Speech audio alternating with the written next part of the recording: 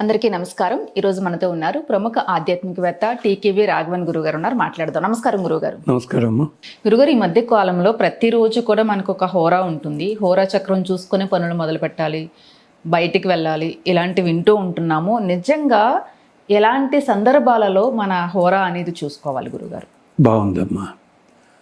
ఇంగ్లీష్లో హారోస్కోప్ అంటారే, అది ఎక్కడ పదమమ్మా? హోరాలోంచి వచ్చింది. అది హోరాలో స్కోప్ అని. ఇది లేదని కాదమ్మా, ఉంది. కానీ నాకు అర్జెంటుగా వెళ్ళాల్సి వచ్చింది ఎక్కడికోను. హోరా చూసుకెడతానా నేను? లేదు. కడుపు నొప్పి వచ్చింది, డాక్టర్ దగ్గరికి వెళ్ళాలి, హోరా చూసుకెడతానా నేను? లేదు. ప్రాణం మీదకి హోరా చూడాల్సి ఉందామని వేళ కూడా చేయటలే. హోరా చూసేది ఉంది. అదేమిటి హోరా అంటే? ఏమిటంటే రోజులో 24 గంటలు అంటున్నామే, ఇవన్నీ నక్షత్ర గమనాన్ని అనుసరించి, అలాగే తిథి ఉండే పద్ధతిని బట్టి, సూర్య చంద్ర ఇత్యాదుల గమనాలను అనుసరించి, అది మన శాస్త్రజ్ఞులు జ్యోతిష్కులు ఏర్పాటు చేశారు. అది ఆ గమనం. దాన్ని మీకు బాగా అర్థం కావడం చెప్తాను. మీ ఇంట్లో హాల్ ఉంది, బెడ్రూమ్ ఉంది, కిచెన్ ఉంది, స్టోర్ రూమ్ ఉంది, బాల్కనీ ఉంది. గెస్ట్లు ఎవరైనా వస్తే ఎక్కడ కూర్చోబెడతారు మీరు? హాల్లో కూర్చోబెడతారు. హాల్ నిండా రిపేర్ అవుతుందండి, కూర్చోరు. ఎక్కడికి వెళ్తారు? బెడ్రూమ్లో. బాగుండదేమో అనుకుంటే. అంటే చూడండి, ఇల్లు మీదే, ఇంట్లో ఉన్నవన్నీ మీవే. ఒక్కొక్కసారి ఒక్కొక్క చూసి కూర్చునే చోట్ల తేడా వస్తుంది. అలాగే పిల్లలు కూడా చదువుకోవాలి.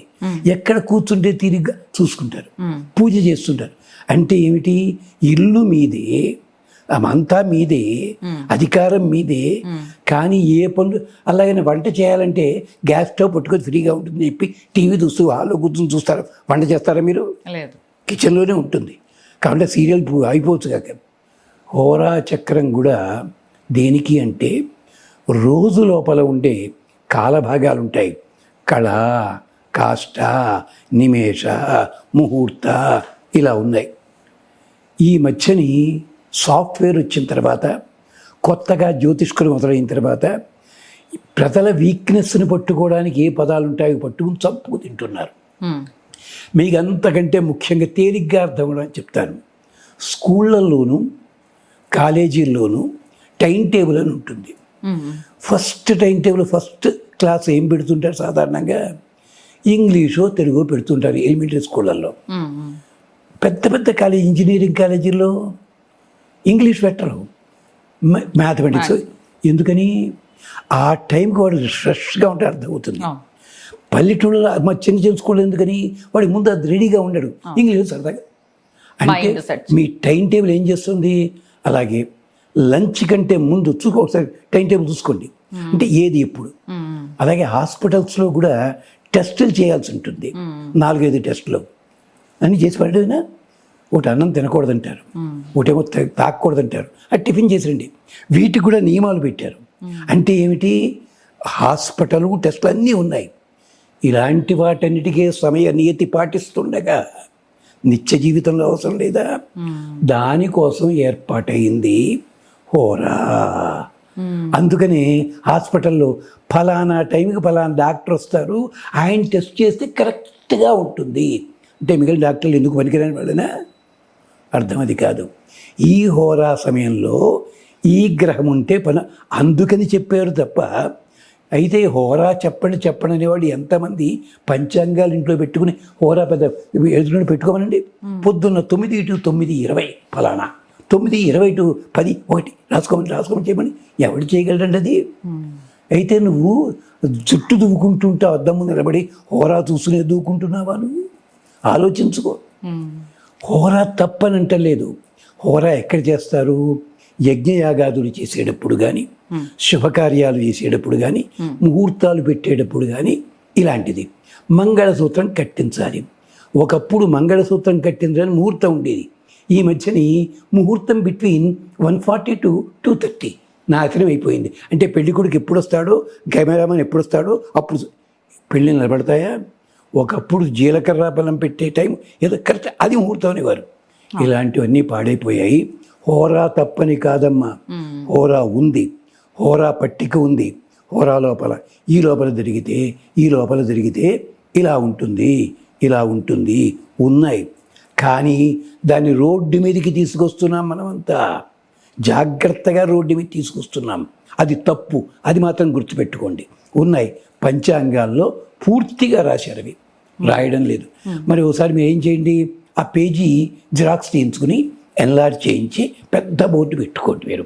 అలాగే దేవాలయంలో కూడా మీకు ఇంత బుద్ధిమంతరం కదా, హోరా మీద గౌరవం కదా మీకు, అంచేత దేవాలయాల్లో కూడా పెద్ద పోస్టర్ పెట్టేసేసి ఈరోజు హోరా ఇవి పెట్టుకోండి, ఇది చేయండి. సాధ్యమవుతుంది అవదు. ఎలా?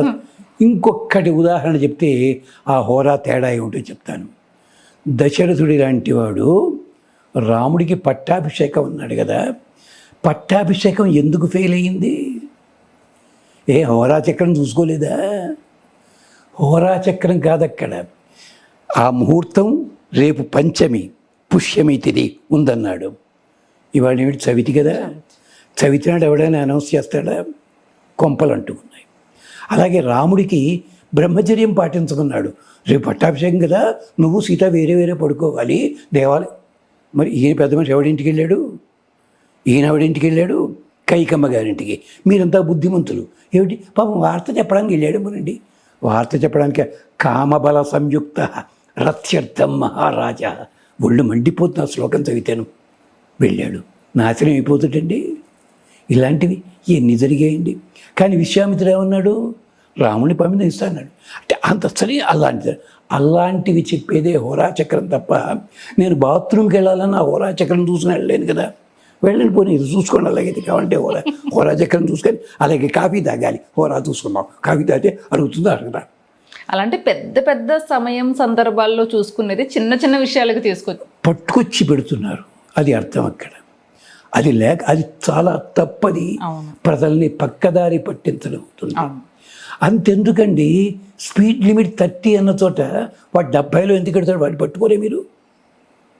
అలాగే స్టాప్ అండ్ గో అని ఉంటుంది కాలనీలో.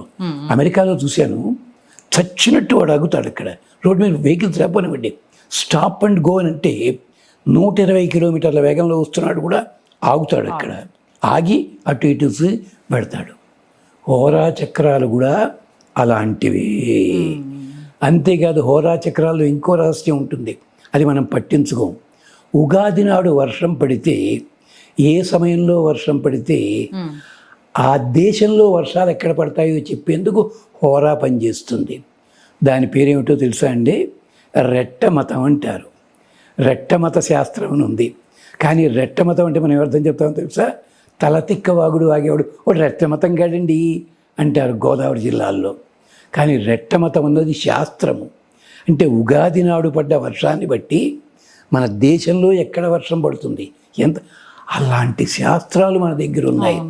శాస్త్రాలకి తక్కువేం కాదు.